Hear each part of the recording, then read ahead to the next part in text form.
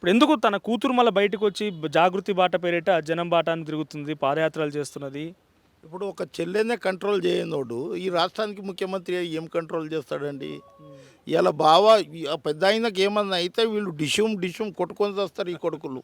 నాకు తెలుసు కదా, మళ్ళీ నేను ఆ పంచాయతీకి నేనే పోవాలి. నేను చెప్తున్నాను, నేను ఏ పార్టీలో ఉన్నా పంచాయతీకి మళ్ళీ నేనే పోవాలి.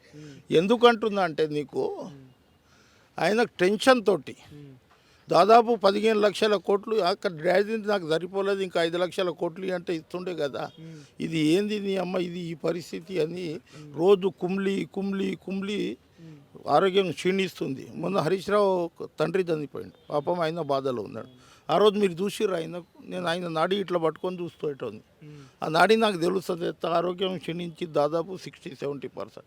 ఆయన ఉన్న రోజుల్లో వీళ్ళ గౌరవం, ఆయన పోయిన తర్వాత ఈ కొడుకులు తింటారన్న ఒటారా అవుతారు. మళ్ళీ వీళ్ళ పంచాయతీ నీవు నేనే పోవాలి.